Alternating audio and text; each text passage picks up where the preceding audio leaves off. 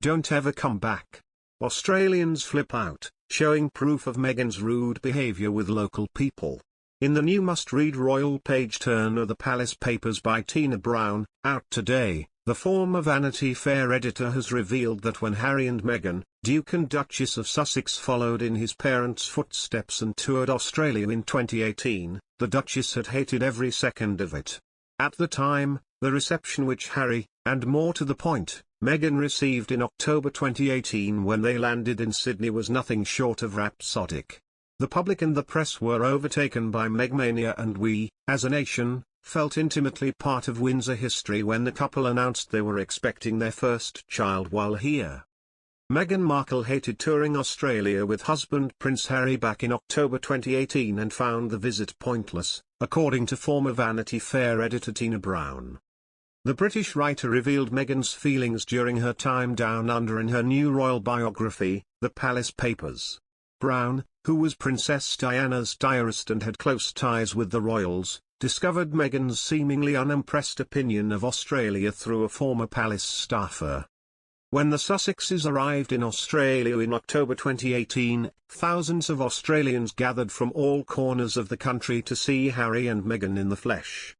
The press and the public became enamoured by the presence of the two royals as they visited sites in Sydney, Melbourne, Dubbo and Queensland's Fraser Island, as well as going to the Invictus Games.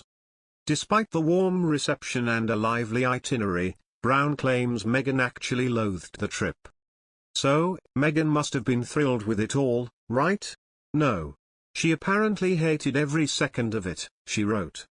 She didn't understand why things were set up in that way. Instead of being excited when thousands of people showed up at the Opera House, it was very much like, what's the purpose?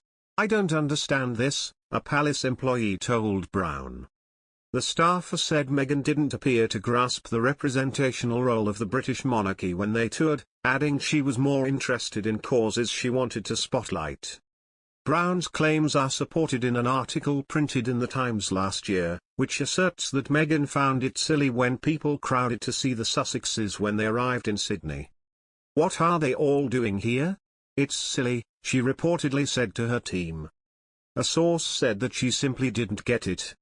The Sussexes completed 75 engagements in 16 days across Australia, New Zealand, Fiji and Tonga during the Whirlwind Tour, all while Meghan was in the early stages of her first pregnancy.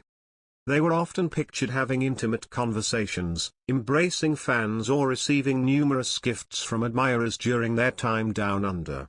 But it's a bitter pill to swallow to learn that while we were enthusiastically welcoming Meghan, she allegedly hated that tour. When they did arrive home, word soon spread that all was not well within the palace, including rumours of a rift between brothers and a falling out between Meghan and Kate Middleton. Australians comment. This woman was so undeserving of the global platform she was given. People bent over backwards for her and all she did was constantly throw it back in their faces. Her arrogance, ego, and sense of entitlement are and always have been galling. I can't wait until we never have to hear from or about them ever again.